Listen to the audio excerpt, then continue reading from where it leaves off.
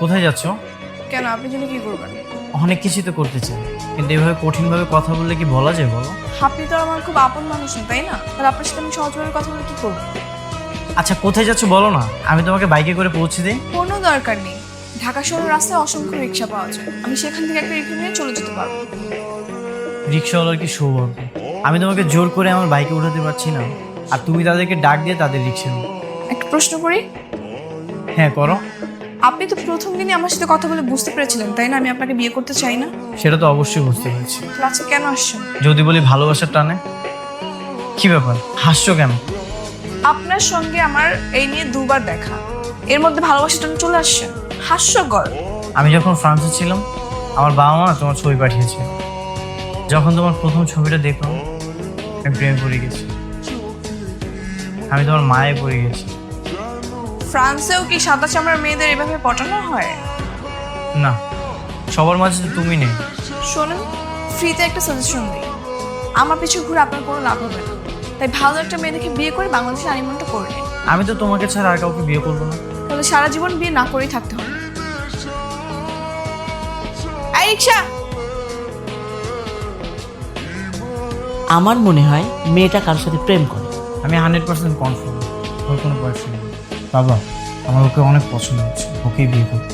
আমি কি চাই সেটা তোমার জানতে হবে না বাবা, যেটা ইচ্ছে তুমি সেটাই করো। ভাবতেও পারিনি যে মা তুই নিজের হাতে তোর এইভাবে সবকিছু শেষ করে ফেলবি। এত ভালো একটা ছেলে আমাদের হাত ছাড়াবে। শোন মা, একদিন তো তোকে বিয়ে করতেই হবে, তাই না?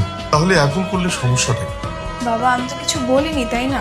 তারপর কেন বারবার এক কথা বলতেছো? তোর বাসায় এত কিছু হয়ে গেল আর তুই আমাকে কিছুই বলিসনি। কি বলবো, কি বলার আছে এখানে? এঙ্গেজমেন্টের তারিখ ঠিক হয়ে গেল, ছেলের সাথে দেখা সাক্ষাৎ হয়ে গেছে, আর আমি আজকে সব শুনলাম। যেখানে আমার ইচ্ছার বিরুদ্ধে সবকিছু হয়েছে, এখানে আমি তোদের ডেকে কি করতাম? ঠিক আছে, কিন্তু একটা ছেলে ইউরোপ থাকে, এই ছেলেকে তুই কিভাবে রিজেক্ট করলি?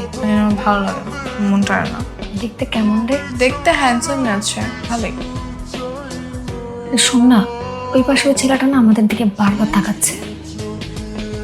আর এটাই তো ওই ছেলে যেটাকে আমি রিজেক্ট করেছি। এরকম একটা ছেলেকে কেউ রিজেক্ট করে নাকি? Hi, this is Nihan Chowdhury. আপনি নিশ্চয়ই সিনথিয়ার বান্ধবী, রাইট? হ্যাঁ, বেস্ট ফ্রেন্ড। কেন চলে আসছেন? আসবো না তো কি করবো, আমার তো আর কোনো কাজ নেই, তোমার পিছু পিছু ঘোরাচ্ছে না। ভাইয়া, ভাইয়া এটা এটা এটা এই তিনটা মিক্স করে একটা তোরা বানায় দেন।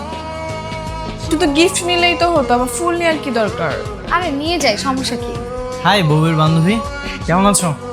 আরে নিহান ভাই, আপনি? ভালো আছি। আপনি ওকে কি বলে ডাকলেন? আরে ঠিকই তো বলেছে, আমি শুনতে পেয়েছি আর তুই শুনিসনি। শুনতে পাসনি, তোরা শুনতে হবে না। তুই চুপ কর। কি হলো বলুন? চামড়ার মুখ তো, মুখ ফুসকে বের হয়ে গেছে। শোনেন, বেশি ওভার স্মার্ট হওয়ার চেষ্টা করবেন না। ঠিক আছে, পাবো না। আচ্ছা তোমরা কি ফুল কিনতেছো? কার জন্য কিনতেছো? আমার বয়ফ্রেন্ডের জন্য। কেন, আপনার কোনো সমস্যা?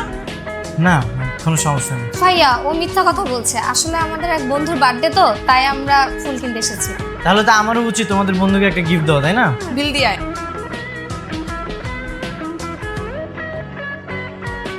1 মিনিট গাইস, আমি চলে এসেছি। মনে হচ্ছে আপনার জন্মদিন, am I right? Happy birthday brother, this is for you.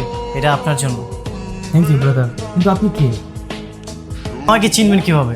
Meet for the first time today. By the way, আপনার ফ্রেন্ডের কিন্তু আমি হাজবেন্ড। আপনি এখানে কেন আসছেন? কেন আসবো না? আর কিছুদিন পরে আমাদের বিয়ে হবে, আমরা অনেক মজা করব, চিল করব, হানিমুনে যাব, অনেক এনজয় করব। হানিমুনে যাবেন, বিয়ে করবেন? এই ফ্রেন্ড তো আমার, আপনার তো কিছু না। তাহলে আপনি এখানে কেন আসছেন? হ্যাঁ, আস্তে কথা বলো না, আসে তোমার ফ্রেন্ডরা আছে, জন্য সবাই তাকিয়ে আছে।